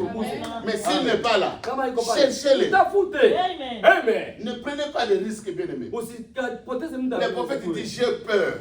Nabii anasema ninaogopa. Celui qui a amené le message, Yeye aliyeleta il dit j'ai ujumbe. peur Anasema de ninaogopa rencontrer ce Dieu-là kukutana na yule Mungu qui a des yeux ambaye comme des flammes de feu. ana macho kama Si je ne suis pas en ordre avec lui, kama siko na il usawa dit naye, j'ai peur de le rencontrer comme ça. siwezi kukutana Il dit naye. l'essentiel, Anasema je ni ya dois être muhimu en ordre kuwa na avec lui. usawa na yeye. Amen. C'est très important. Ni vizuri sana. Il dit le christianisme ne signifie pas être membre d'une certaine Anasema église. Ukristo si kuwa mwanamemba wa kanisa fulani. Cela signifie Na ile inamaanisha que l'on est né ni kuzaliwa dans le royaume de Dieu. katika ufalme Vous wa Mungu. voyez? Naona? Bon, je sais que nous Najua avons des kwamba églises organisées, des Tuna dénominations makanisa qui iliyotengenezwa aujourd'hui ambayo leo réunissent le sang, réunissent ce sang. inaunganisha damu yake. Inakatala. Inakatala damu yake. Iko nakatala damu. Eh bien, frères, sœurs, Okay. si vous ôtez le sang de Christ ici, d'ici, Kama umevuka damu ya Yesu hapa, il ne vous restera que la philosophie. utabaki tu jambo la kiakili. Vous savez, le sang de Jésus aujourd'hui, c'est quoi? Unajua damu ya Yesu C'est la parole, c'est le message. Maintenant, le frère Branham dit, il y a des églises qui réunissent le sang. Kuna watu En ambao d'autres termes, wanakana damu. yes. En d'autres termes, il y a des églises qui refusent la parole. Kuna kwa neno Maintenant, le lingine kwa prophète dit, makanisa si vous inakatala. enlevez la parole, Ukikatala neno, si vous enlevez le sang, ukitosha damu là-bas, pale, qu'est-ce qui reste? kunabakia nini? La philosophie. Kunabakia mawazo sasa. On va venir ici. Tunakuja hapa. Dada Jolie, Dada on Jolie. pique soupe tutauzisha dimanche prochain. Kutengeneza sauce supu, Yes. tutauzisha. Dada Mbombo, Dada wewe Mbombo. ufanye vitumbula ile ya mzuri. Tutauzisha Dimanche prochain. tutauzisha wiki Comme ça, tu tuko na pesa, pesa, pesa. Sema nayo. Unajua tunahitaji haraka. Na hii mashuku mlipata mataxi. On a besoin parce que on vient de recevoir des taxes. Soupe $15. Sani Non, ya ma supu prix. dakika 15. Ça est sur internet bien. Angalia viko kwa internet. Quand on était en train makanisa. de chercher la place pour venir Wakati ici, tulikuwa natafuta j'ai pale vu hapa. les Nilikuwa églises. nasoma Non. makanisa kwa tutaweza. Moi je disais, c'est depuis l'époque de Frère Branham Tangu jusqu'à wakati aujourd'hui. wa Frère Branham La mpaka soupe leo. là, ça existe encore. Supu mpaka leo On va wanatengeneza encore la ya soupe kuuzisha. à l'église. Supu ya kuuzisha kanisani. Le prophète dit non, c'est pas comme ça. Zaria anasema sio hivyo kabisa. Le prédicateur, on ne peut pas les payer avec l'argent de soupe. Ce n'est pas la parole de Dieu. Hawawezi kumlipa mchungaji franka ya supu. Oh, tu juste soupe, tu te moulis pas. Là c'est vendre les sauces, les soupes, on peut payer les pasteurs. On fait ça. J'ai vu ça, bien aimé. Moi, j'ai vu Niliona hiyo, ça. Ça est là sur Internet. Biko kwa internet. Là-bas à Charlestown, j'ai vu les Just exemples. now ni Oh wanauzisha non, on aura la supu ili walipe soupe. pasteur. On aura ceci. Et puis ils ont mis le menu. Kisha Dans wanakuwa na orodha l'église ya Dieu kila kitu. vivant, vous jouez avec les âmes des gens. Unacheza na nafsi za watu. Non, Ah, ce n'est pas ça. si hivyo. Vous ne pouvez pas nier la parole. Na hauwezi Si vous kukana reniez la neno. parole, vous restez avec la philosophie. Ukikana neno Una- unabakia na una- mawazo. mawazo tu. Eh. Bon, mimi naona tu. So naona Ce ça. que je pense, tu vois. Bon, par exemple, hii mambo ya kusema oh tunakula nani Kwa mfano les choses meza ya là, Bwana. dit qu'on Meza ya mange. Bwana. Hein? Bon. Le Saint-Saint. Hata tu même si on ne mange pas, ça fait quoi? Hata kama tulikula Mais on doit manger, c'est une recommandation de la Bible. neno tunatakiwa Toi, tulikule. tu amènes ta philosophie. Unaleta Pourquoi? tu mawazo Pourquoi tu amènes yako. ta philosophie? Ah. Oh ben niliona sema ilikuwa rouge. J'ai pensé il le vin était vin rouge. Sasa wale Le vin qu'on a pris. coca nayo si ni rouge ça. Ah ben coca. Na pourquoi ma fantasy Non, ce n'est pas la parole de Dieu. Mais il a iko neno. Oui, je vous dis bien aimé. Nawaambia Si kweli. on a dit que c'est le vin, Kama ni c'est le divai, vin. ni divai. Ne viens pas avec ta philosophie. Usilete N'amène mambo pas yako la ya philosophie coca dans na la liko parole de rouge. Dieu. Ah ben nous. N'amenez pas la philosophie dans la parole de Usilete Dieu. Oh mawazo non, mimi yenu. niliona. Wewe uliona huko nani? Dieu lui a déjà dit que c'est le vin. Toi tu as vu quoi? Uliona nini? Mungu Toi tu alisema devrais voir kwamba ni divai. avant-hier. Pourquoi tu n'as pas vu avant-hier? Jua nini ukuliona mbele ya Mungu? Nous devons être sûrs, bien-aimés, Nataka tu que niwaambie chaque kwa- chose que nous faisons, Amen. nous sommes tenus de la parole de Dieu. Iwe kwenye neno la Pour Mungu. que nous ne puissions pas être Ili tusikue ya kwamba des gens que Jésus dira, watu ambao allez quitter là-bas, je ne vous ai Tokeni jamais kwangu connu. sikuwajua. Parce qu'il dira ça. Sawa Ça atasema est dans la hivyo. Bible. Sa parole ne Liko peut pas katika passer. Biblia. Il y Neno a lake des gens, halitapita. ils prêchent. Yeye. Les miracles sont là aussi. Alihubiri. Parce que Jésus a dit, Miujiza iko ils pale vont sasa. dire, N'avons-nous pas fait ceci en ton nom? N'avons-nous pas chassé les démons en ton nom? Mais il dit, mais je leur dis, retirez-vous de moi. Je ne vous ai jamais connu. Vous qui commettez l'iniquité. Oh, l'iniquité, c'est quoi, bien aimé? L'iniquité, c'est quand tu sais que cette histoire, c'est bien. Et tu ne le fais pas. C'est ça l'iniquité. L'iniquité, c'est quand vous savez que ça, c'est mal. Mais malgré ça, vous le faites quand même. Ça, c'est l'iniquité. Ce n'est pas bien. Donc, un enfant de Dieu doit savoir que notre religion, c'est la religion du sang. Et le sang là aujourd'hui c'est le message. Et nous ne pouvons pas piétiner le sang. En d'autres termes, nous ne pouvons pas piétiner le message. Si le message dit honorez vos femmes, honore ta femme. Si le message dit respecte ta femme, respecte ta femme. Si le message dit obéis à ton mari, sois soumise à ton mari, fais cela et Dieu vous bénira. Ne regarde pas, oh non, lui ne me respecte pas. Non, quand tu es une fille de Dieu, sois soumise seulement. Le reste, remets entre les mains de Dieu. Si c'est un vrai fils de Dieu, Dieu va traiter avec lui. Moi, j'ai parlé avec la personne, quelques secondes, j'ai dit, je sais que tu es un fils de Dieu. Dieu va te parler. Mais moi, je ne vais pas parler avec toi. Je vais parler avec et moi et toi, nous avons quelqu'un en commun, c'est Dieu. Comme ça, moi je vais lui parler. Mais je sais lui parler, c'est Dieu qui est venu. C'est comme ça. Parce que si moi je dis, frère, viens, on va prier. Tu vas dire, ah, frère, ok, mes choses du Seigneur. Tous sont bien. Tous sont bien. Quand Dieu va dire, depuis le matin tu as prié. Tu vas, mais frère, il y a besoin de alors on va prier. Amen. Soyez sûrs, bien-aimés. Ne faites pas une erreur, bien-aimés. De suivre quelqu'un pour dire que non, nous allons à l'église parce que non, non, non. Soyez sûrs. Quand vous quittez la maison, soyez sûrs que moi je vais aller adorer mon Dieu. Prenez tous vos soucis, prenez tous vos problèmes. Amenez ça au pied de Jésus. Mais ne sortez pas avec vos problèmes.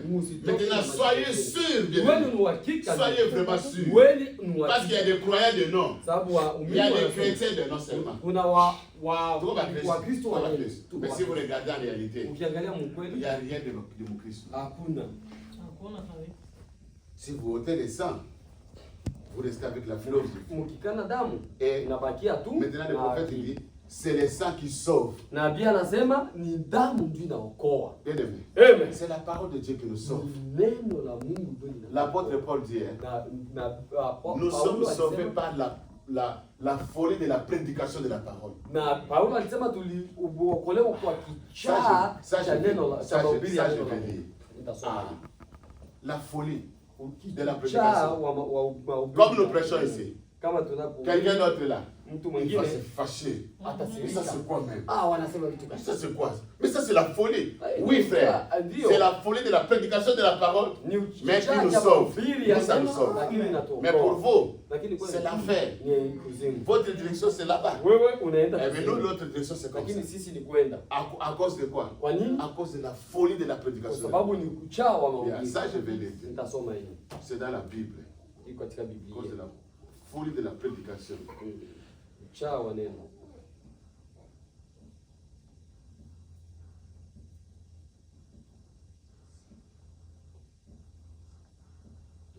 C'est 1 Corinthiens 1:21. Yes. Comme ça, vous voyez que c'est dans la Bible. Ce n'est pas l'apôtre Paul qui a dit ça. Quand vous voyez Félix parler. Yes. Ah, Félix ni wazimu sana. Ni wazimu ndio dada. Sasa ile wazimu c'est ce qui vous sauve. C'est la folie. C'est la folie là. C'est ce qui vous sauve. Amen. Il y a kamataka muda sana. Akamate muda. Oui. Il y a ile folie. Dieu uokoke. Moi je suis redevable à Dieu parce qu'il m'a engagé. Il m'a engagé. Viens, je t'ai engagé. C'est le document. Toi tu vas prêcher ma parole.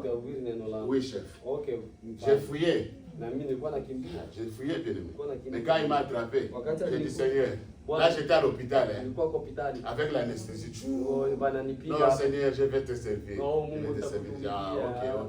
Là, tu as Nimesikia accepté. sasa. Yeah. Mais là, je ne peux pas venir jouer. Siwezi kuja hapa Ah, kucheza. bien aimé. Na Moi, je Reni ne vais pas Moore. jouer. C'est un Corinthien. Korinto wa kwanza moja VPE. Ok. Allons 21 quand on va. Ok. Car, puisque le monde, avec sa sagesse, n'a point connu Dieu, il a pris à Dieu dans sa sagesse de sauver les croyants par la folie de la prédication. Kwa maana katika hekima ya Mungu dunia isipopata kumjua Mungu kwa hekima yake, Mungu alipenda kuwaokoa waaminio kwa upuuzi wa ile neno, kwa lile neno ya lilo neno linalohubiriwa. Upuuzi wa ile neno. Chaque jour, moi je vais être faux ici. Nataka kuwa kichaa hapo kwenda. Mais que cette folie vous donne la vie. Lakini kichaa huo unawapatia. Que vous soyez sauvés, bien aimés, par la prédication, la folie de la prédication. Kwa kichaa ya mahubiri. Il revient sur. Alors, tout le monde pour moi. Oui, frère, on va rentrer là-bas. Jusqu'à ce que votre vie change. C'est la folie de la prédication. C'est ce qui nous sauve. Ça, c'est là, bien aimé. Nous sommes loin de Dieu. Mais je ne veux pas que quelqu'un de vous soit loin de Dieu. Bien aimé, ça me fera trop du mal. Je vous dis la vérité. Ça me fera trop du mal de vous voir loin de Dieu. Alors que Dieu m'a envoyé. Et Dieu la parle avec moi. Dieu là est avec moi. Et je sais qu'il est avec moi. Mais moi je fais semblant. Bon, c'est son problème. Hein? Mais moi je m'en fous. Non, frère. Tu n'es pas un vrai serviteur. Pourquoi? Parce que ce que toi tu es, ce n'est pas par ta force. C'est par la grâce de Dieu. Amen. Tu voudras aussi que ton frère arrive aussi là. Que ta soeur aussi arrive là. Sinon, mais tu fais quoi? Non, tu n'es pas un serviteur. Là, tu es un mercenaire. Ah, non, non, tu es un mercenaire. Un mercenaire, c'est quelqu'un qu'on paye pour aller faire le travail. Un mercenaire, Jésus a dit, tous ceux qui sont venus avant moi sont des mercenaires. Un mercenaire, bon, c'est comme si frère Oshindi engage quelqu'un dans sa famille. Pour dire que mon épouse, moi si je ne suis pas là, le frère ici peut faire ça dans la famille. Maintenant, il est mercenaire. Lui, il va le payer. Maintenant, la différence c'est quoi? Cet homme-là ne peut pas prendre soin de on est là, Rachel, Rebecca et Moses, comme lui peut prendre. Parce que lui, ce sont ses enfants. L'autre là, c'est un mercenaire. Il ne va même pas s'en occuper. Que les enfants mangent, que les enfants ne mangent pas, c'est pas son problème. Mais c'est un mercenaire. On doit le payer. C'est ce qui s'est passé par exemple à Goma là-bas. Tu sais qu'il a pris les mercenaires. Il les a payés. Ce ne sont pas des Congolais. Ce sont des mercenaires. On les a seulement payés pour se battre. Et ces gens, ils ne peuvent pas se battre comme les Congolais se battent. Parce que les Congolais, ils se battent parce que c'est pour leur propre terre. C'est totalement différent. C'est ça un exemple d'un mercenaire. Un mercenaire, c'est quelqu'un qui abandonne. Quand ça veut dire, hey, moi je vais mourir seulement pour ça. Ah, laisse-moi te parler seulement. Ça, c'est un mercenaire.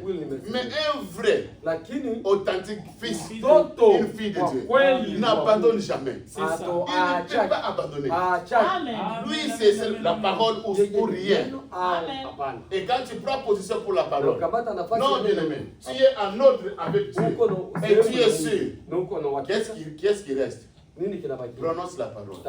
C'est pourquoi on veut que vous puissiez être en ordre avec Dieu. Pourquoi? Parce que quand vous êtes en ordre avec Dieu, c'est la même chose comme Adam a prononcé la parole.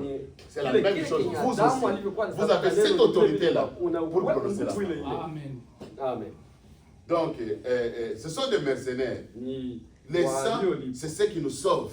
Le prophète dit, c'est le sang qui guérit.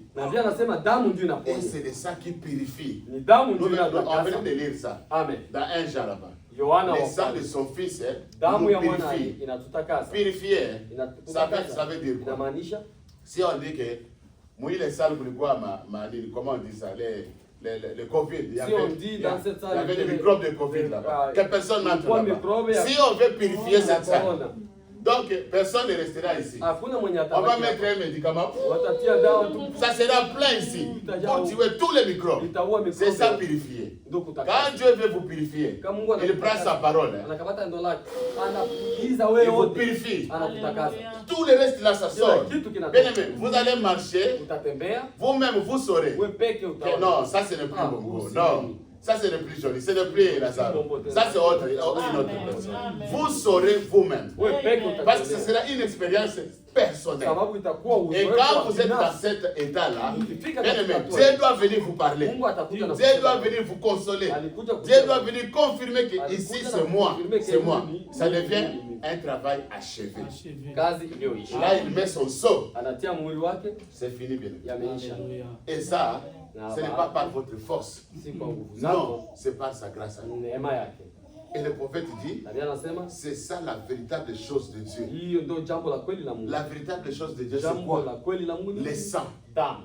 Le Amen. sang de Jésus nous purifie. Damu ya Yesu inatutakasa. Bien aimé, Ndugu, là-bas, kule dans Genèse 1, Mwanzo moja, si nous lisons dans Genèse 1, soma kwenye Mwanzo on dit que moja, la terre wasema était informe et vide. ilikuwa haina umbo tena, iko wazi. C'était dans un état, on dit, catastrophique. Ilikuwa kabisa katika hali ya uharibifu Mais ya l'Esprit de ubaya, Dieu lakini roho wa Mungu était en train de planer au-dessus. ilikuwa inazunguka zunguka. Et quand l'Esprit de Dieu planait Wakati au-dessus, roho ya Mungu ilikuwa inazunguka c'était juu, un tableau sombre. ilikuwa kama vile ubao Yes, mnyofu, un tableau sombre. ubao wenye giza. Yes, où est le marqueur là? Non, le noir. J'ai ça ici. Un tableau sombre qui était là. Ubao wenye giza. Il y a un tableau véritablement sombre. Yes. Wow. Quand on dit sombre, c'est noir. Ubao wenye Vous ne pouvez weusi. pas voir là-bas. C'est noir. Hauwezi ona. Alors que c'est blanc là-bas. De l'autre côté, Na c'est ile blanc. non? upande ni nuru, Là-bas, c'est blanc. Mais ici au-dessus, lakini c'est noir. mweusi kabisa. Ah, maintenant l'Esprit de Dieu Roho wa Mungu est au-dessus, en train de planer, en train de iko tourner. juu, iko na L'Esprit zunguka. de Dieu. Bien aimé, tel que nous sommes là, Kama tulivyo les enfants de Dieu, wana wa Mungu, nous étions en Dieu dans sa pensée. tulikuwa katika Mais mawazo ya Mungu. là-bas, Na mule ndani mawazo ya Mungu on n'était pas des pécheurs. hatukukuwa wenye dhambi. Vous voyez? Unaona? Maintenant, Na sasa à un moment donné, kwa muda fulani l'Esprit de Dieu là qui planait ici, hii roho ilikuwa Quand Dieu inapanga a hapa. créé. Wakati Mungu aliyokuwa na là-bas alikuwa c'était anaumba, blanc. ilikuwa mweupe Mais kule nyuma. ici c'est noir, Lakini c'est hapa comme ni le tableau. mweusi. Kama Donc, tableau. nous, Sisi là-bas au commencement, kule mwanzo, Mwanzo, même avant le commencement, kabla mwanzo on n'était pas des péchés. hatukukuwa wenye Non, on dhambi. n'était pas des péchés. Hatukukuwa wenye Et quand dhambi. Dieu nous regarde, Na Mungu à travers le sang de Jésus, kupitia damu ya Yesu il ne nous voit pas des péchés. hatuonaki wenye Il dhambi. nous voit comme au commencement, là, Amen. avant le Tunataka commencement. lengo yetu ya Nous mwanzo. étions une partie de Dieu. Tulikuwa Donc Dieu sehemu ne ya peut Mungu. pas vous perdre. Mungu hawezi Frère, si vous kupoteza. êtes un croyant, Kama uko mwamini, la parole de Dieu est prêchée. neno la Mungu Vous n'écoutez pas, vous ne voulez pas. hausikii, Mais vous hautaki. êtes un enfant de Dieu. Lakini uko mtoto wa Mungu. Dieu va prendre la chicotte, il va vous chicoter, frère. Il va vous chicoter. Vous saurez que, ça c'est la chicotte de hii Dieu. ni fimbo ya Mungu. Il joue ou pas? Achezaki. Maintenant, nous, Sisi l'Esprit de Dieu, roho wa Mungu quand ça planait là-bas, wakati alipokuwa anataka au-dessus, kila kitu au-dessus, là-bas, hakukuwa personne ne chini. pouvait voir. Hakuna mwenye angeona. Mais là-bas, Lakini kule chini il y a de l'eau. kulikuwa na maji. Et il y avait des arbres. Kulikuwa na Tout était là. Des montagnes. Mais c'était couvert. Kila kitu kulikuwa na Tel que nous sommes là, kama tulikuwa nous hapa. avons des qualités bien. Tuna kalite zetu za Mais on ne Mungu. peut pas voir ça. Pourquoi? Parce que le péché, le péché est abondé à tel point que quand on nous regarde, on voit le péché. Au lieu qu'on puisse voir les œuvres de Dieu, Kuliko on voit le tuone péché. matendo ya Mungu ndani Mais yako nous, tunaona tu dhambi. nous c'est quand le péché est entré. Sasa Mais nous, hapo au ni baada ya commencement, on wakati n'était pas dhambi des iliingia. pécheurs. Lakini Non. zamani hatukukuwa wenye dhambi. C'est Hapana. comme ça la Bible dit, un enfant de Dieu ne pêche pas. Mtoto wa Mungu afanyaki dhambi. Non, un enfant de Dieu ne pêche pas. Vous faites des erreurs et vous allez arranger chez votre Unatengeneza, papa. unaendelea. Maintenant, l'Esprit de Dieu planait. Roho wa Mungu ilikuwa Au-dessus. inapanga juu. Tellement que l'Esprit de Dieu était là. Wakati Roho wa Mungu ilikuwa Qu'est-ce que pale, l'Esprit de Dieu a fait? Roho wa Mungu ilifanya L'Esprit de Dieu a changé. Roho wa Mungu ilibadilisha.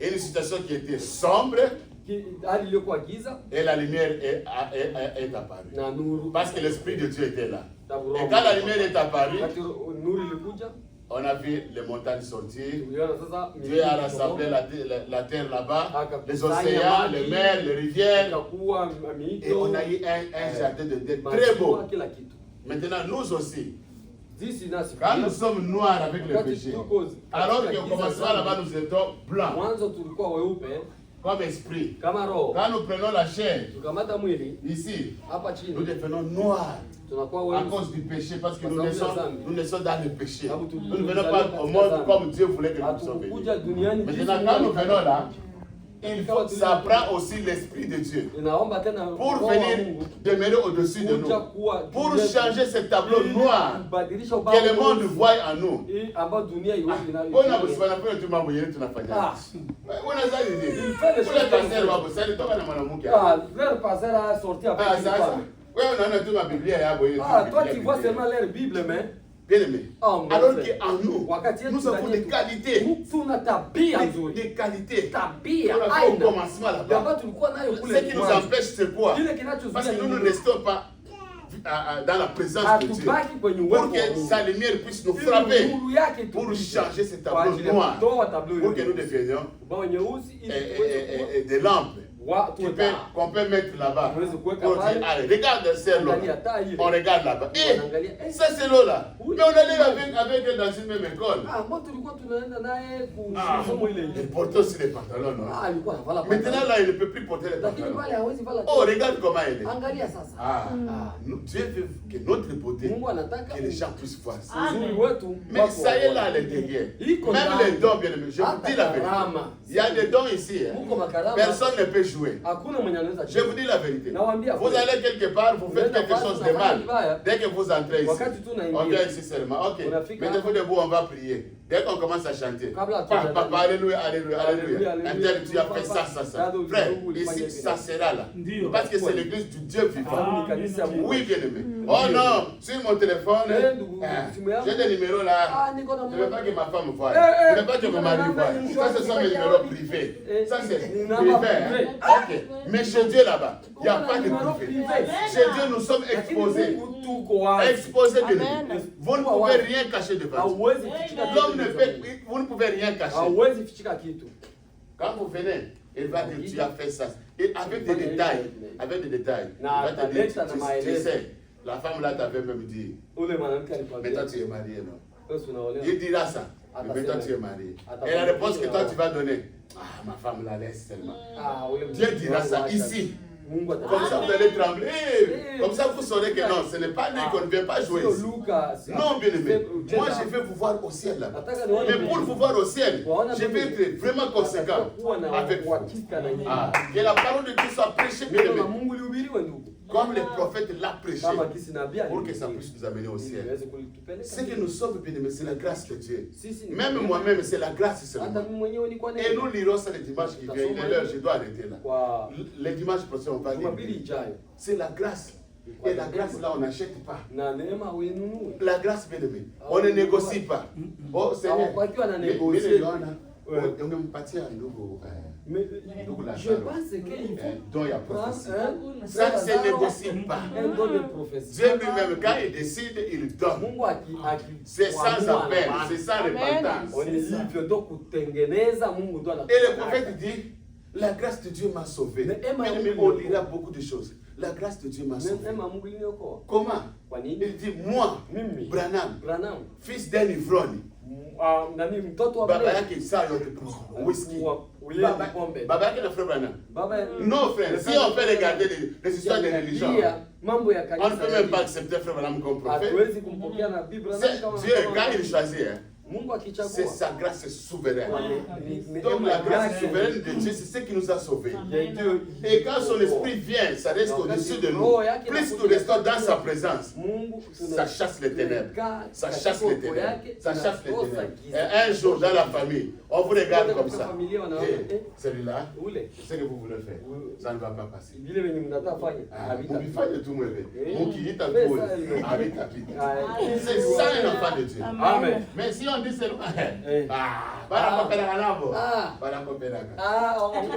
Aussi copain. Tout à l'heure, tu t'as fait 10 000 $. Mais on doit mentir, on doit recevoir 10 000 $. Tu vas demander pas. Non, c'est pas comme ça. Tu tombes. Tengeneza baadaye ndio. Non, c'est pas comme ça. Non, c'est pas comme ça. Après bon. Ça c'est piétiner le sang. Hiyo ni chini ya damu. Amen. Nous ne voulons pas piétiner le sang. Nous voulons prendre ce sang et appliquer ça. Oui, bien aimé. Moi, je veux que quand je viens ici, moi-même, je suis consacré. Moi-même, je suis en ordre avec Dieu. Et quand la parole sort, ça doit entrer dans vos cœurs. Et ça doit changer vos vies. Ça doit... Dieu est obligé, bien aimé, de changer vos vies. On ne veut pas voir des religions parce que nous, on est des Babel. Ça, ce n'est pas l'église de Babel. Non. Oh, l'église de Babel. Non. Oh, l'église de... Il n'y a pas de tribu ici. Il n'y a pas de pays. Oh non, ça c'est l'église des Congolais. L'église des Congolais. Vous êtes dans l'église des Congolais. Frère, moi je suis dans l'église de Jésus. Amen. Si vous êtes dans l'église des Congolais, je ne viendrai pas là-bas. Ils ont leurs histoires de communauté des Congolais. Qui vous dit que moi je suis? Nous sommes allés naître là-bas. Nous sommes des fils et des filles. Au ciel, il a créé une famille. Et cette famille s'appelle Jésus. Branham nous a dit ici sur la terre. Et cette famille s'appelle Jésus. Maintenant, vous, si vous êtes dans la famille de Jésus, les histoires des pays là, c'est quoi? Oubliez ça. Maintenant, moi, je suis américain. Je suis américain. Si je vais au Congo là-bas, j'achète le visa bien aimé. Maintenant, à quoi ça me sert le Congo? Parce que pour voir mes frères qui sont là-bas, je dois payer le visa. Je paye, non? Je paye quand j'arrive là-bas, je paye le visa. Maintenant, à quoi ça me sert? Je paye comme tout le monde. Mais j'étais de là-bas, non? Si Dieu a dit que non, lui, c'est fini avec toi pour le Congo. Allez, aux États-Unis. Moi, je dois rester seulement Congo. Comment c'est quoi? Non, bien aimé. N'entrez pas dans des histoires de politiciens. N'entrez pas. Ici, c'est Jésus et Jésus. Et nous allons au ciel. Tous ces politiciens-là, ils vont aller en enfer. Ils jouent avec le sang. En train de tuer des vies. La vie de quelqu'un est sacrée. Si vous tuez quelqu'un, son sang crée là-bas. Maintenant, toi, tu tues 1 million. Tu tues 2 millions. Et tu es calme seulement. Tu manges, tu dors. Parce que tu as l'argent. Quand tes enfants tombent malades, tu ne veux pas qu'ils puissent mourir. Mais toi, tu pars tuer.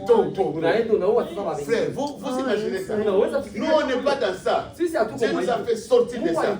Nous sommes des fils et des filles de Dieu. Il nous a donné l'autorité. Vous êtes des enfants de Dieu. Ne regardez pas ces bêtises-là. Dieu a parlé ici. Ça va s'arrêter. Dieu a parlé, ça va s'arrêter. Retenez ça, ça va s'arrêter. Dieu ne parle pas en vain. Frère, vous pouvez dire, frère, il est message que tu vous jouez avec Dieu. Tu ne regardes pas les peut-être que tu as mon église, il y a baptiste, il y a mon aîné. D'autres l'ont dit quand il est même. Dieu ne joue pas. Quand quelqu'un est en ordre avec Dieu, c'est pourquoi je dis, soyez sûr d'être en ordre avec Dieu. Dieu peut vous utiliser, vous, pour arrêter la guerre là au Congo. Dieu peut venir là-bas et dire, mets-toi debout. Allez, prie. Pour ton pays là, pour que tout s'arrête. Vous mettez vous priez. Vous n'allez pas faire le tambour bata. C'est moi qui ai prié. Pour avoir la gloire, c'est à Jésus. La gloire à Jésus. Amen. Vous là, vous avez joué seulement là-bas au ciel. Quand vous serez là-bas, les gens vont venir. Seigneur, merci d'avoir arrêté la guerre chez nous. On a tué, on a tué. Et Jésus dira. Dans la couronne à celui-là. Dans la une grosse couronne. C'est elle qui a prié. C'est lui qui a prié pour que ça s'arrête là-bas. Si moi j'ai arrêté ça, c'est à cause de votre soeur là. C'est à cause de votre frère là. Et on prendra une couronne. On va vous donner. Frère, n'entrez pas dans des histoires comme ça et puis vous n'avez pas la paix à la maison ou bien vous n'avez pas la paix. Ça fait mal. Tout est un homme normal Voir les gens mourir, ça fait mal. Je vous dis la vérité, ça fait mal. Que ce soit au Rwanda, ça fait mal. Que ce soit au Burundi, ça nous fait mal. Que ce soit au Congo, ça nous fait mal. Parce que nous sommes des fils et des filles de Dieu. On ne peut pas voir les gens mourir comme ça. Ça fait très mal. Mais ce n'est pas à notre niveau. C'est Dieu qui détient toutes choses. Maintenant, nous, qu'est-ce qu'il nous faut? Parlons à Dieu. Et quand vous parlez à Dieu, Dieu il vient, il vous dit que non. Je vais amener la paix là-bas. Soyez calme. Parce que quand Dieu dit j'amène la paix, pour nous on pense seulement Dieu va siffler. La paix. Dieu a des mécanismes qui vont toucher. Les arbres vont se taire. Amen. C'est comme ça. Ici aux États-Unis, c'est ça bâti bien. Les Européens là-bas. Il y a même un mot que je ne peux pas dire ici. Je sais que c'est approprié. On dit barbare. Barbare. Ce sont des fous.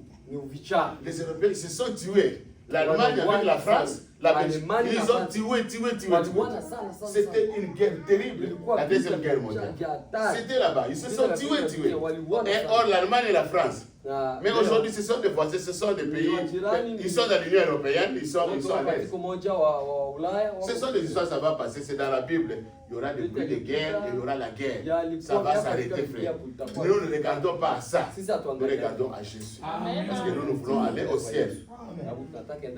Notre religion, c'est la religion du sang. Et je vais terminer avec ça. Et le prophète Jésus serait ce soir de savoir que les gens croient toujours au sang. Mimi nina furaha kuona ya kwamba watu wanaamini tu kwa damu. Le sang de Christ. Damu ya Yesu Kristo. Je ne crois pas à cet évangile social. Kwa ile injili ya wazi. Qu'on a aujourd'hui. Yenye wako nayo. Et ces sectes qui vont ça et là disant bien, le sang n'existe pas. Na wao wanasema ya kwamba damu haiko. Ni le Saint-Esprit. Hata Roho Mtakatifu. Il dit frère, qu'est-ce que vous pensez que le Saint-Esprit? Il dit vous n'êtes pas un chrétien quand vous faites cela. Vous ne pouvez pas l'être. Vous ne pouvez pas être un chrétien sans être né de nouveau. Et vous ne pouvez pas l'être, peu importe ce que vous essayez de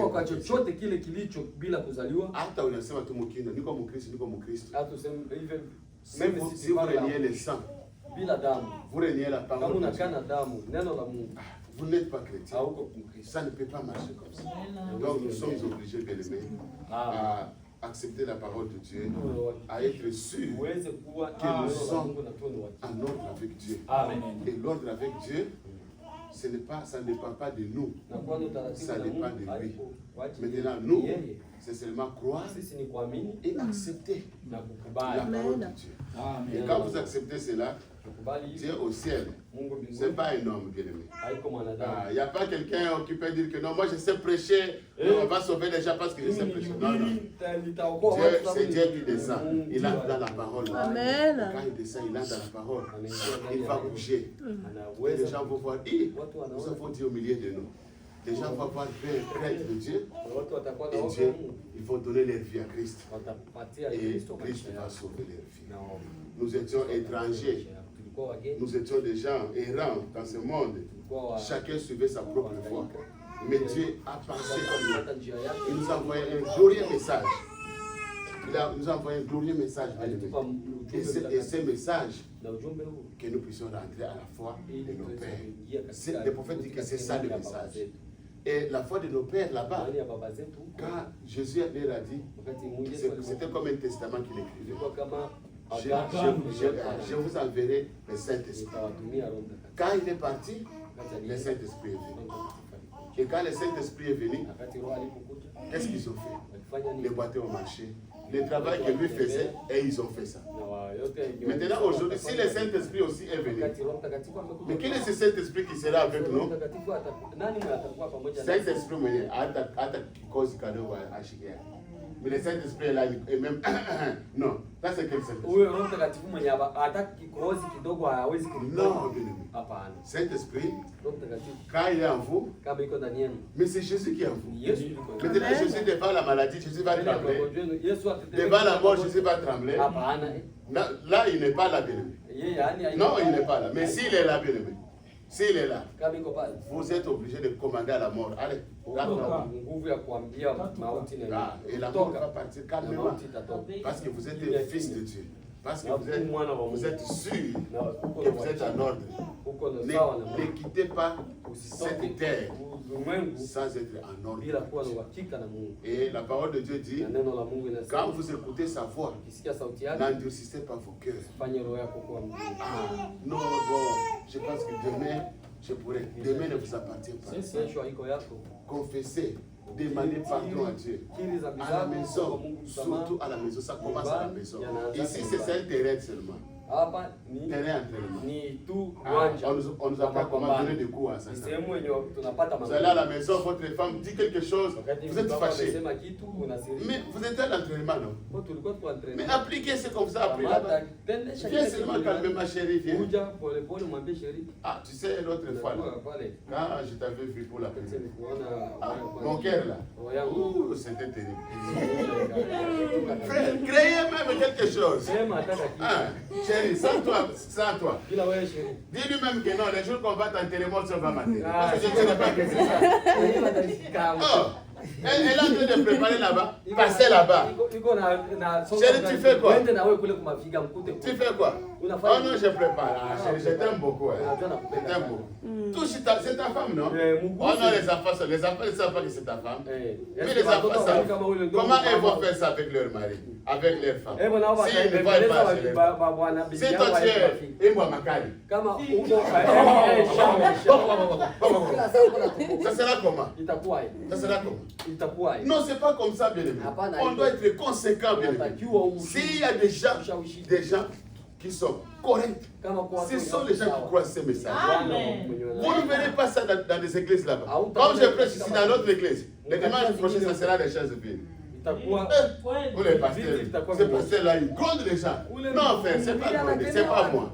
Si je lis encore la parole de Dieu, on lira le dimanche, vous allez voir. Paul qui disait à Timothée, insiste. Que l'occasion soit favorable ou défavorable. Prêche la parole. Il dit censurer. Yes, c'est ça censurer. Censure. S'il faut tailler, taille.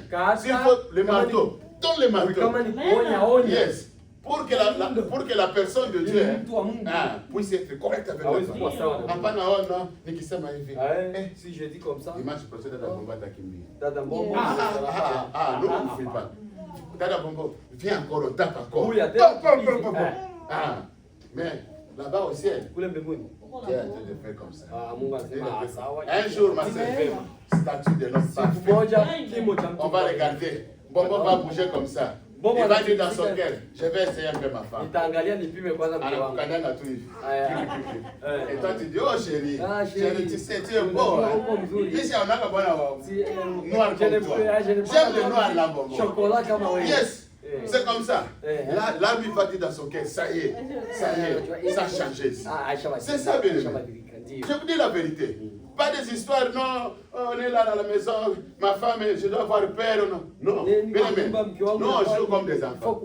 Ma femme me dit, mais quand la femme va venir, ça sera comment? Tu vas jouer avec ton enfant et moi aussi, je dis, je vais jouer. L'enfant a sa place.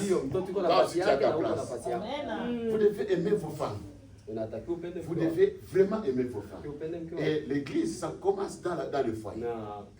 Quand dans le foyer, ça ne marche pas. Ça ne marchera pas l'église. C'est pourquoi l'apôtre Paul a dit, vous voulez faire le travail de Dieu, d'abord votre maison. Et la première brebis, c'est votre femme, bien aimée. La première brebis, c'est votre femme. Vous allez prêcher les autres, votre femme d'abord. Convertissez d'abord votre femme. Convertissez votre femme. Oui, convertissez votre femme. Convertissez votre femme. Vous aussi, vous voulez être Bibi à pasteur. Bibi à pasteur. Je voulais être la femme du pasteur. Mais nous, pasteur, il faut que ça soit correct. Si la maison du pasteur n'est pas correcte, maintenant tu veux être pasteur pour faire quoi? Tu veux être maman pasteur pour quoi? Maman pasteur Wanyini. Non. Nous devons nous surveiller, bien aimé. Nous devons. Chacun sait. Meda disait à Frère Branham. Le Frère Branham disait, Dieu ne veut pas de plaisanterie. Mais Dieu aime l'humour. Dieu aime l'humour. Maintenant, un jour, frère Branham faisait le présenter. nabii alikuwa na Et la sœur Maison lui a dit, Billy. Donc pour lui dire que Billy, mais tu prêches ça, non? Tu prêches ça. Et puis il lui a dit, hein, vis-moi une prédication, il me l'a prêché. C'est comme ça que c'est Melissa Branham. nionyeshe mahubiri yenye Niishi mahubiri.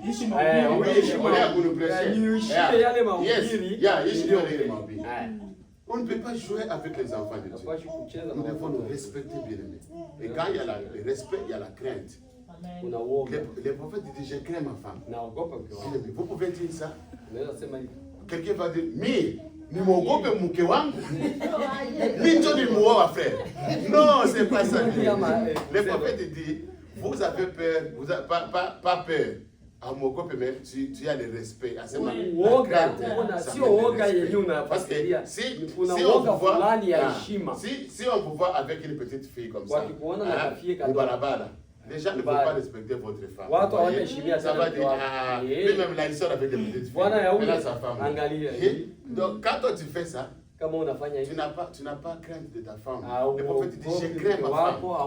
Il dit que ce n'est pas qu'elle va divorcer avec moi. Non, c'est pas ça. Il dit, je crains Dieu. Et je crains ma femme. Il dit, je crains les hommes. Parce que je risque de jeter l'opprobre sur la parole. Ils vont dire, Ushindi, njoo Mkristo. Mnasema ni Mkristo. Mais moi na kwa hotel ile. Il est sur hotel. Mais vous jetez l'opprobre sur la parole. Unatuma watupie neno majiwe. C'est pas une bonne chose. Amen. Mais qu'on dise seulement que non. Le frère Ushindi c'est vraiment incroyable. Et nous étions quelque part, quelqu'un était malade là-bas. Quand il est venu, c'était le désespoir. Mais quand lui est arrivé, vraiment il a prié Dieu et Dieu a agi. C'est ça ce que nous voulons. Que le Seigneur bénisse. Amen.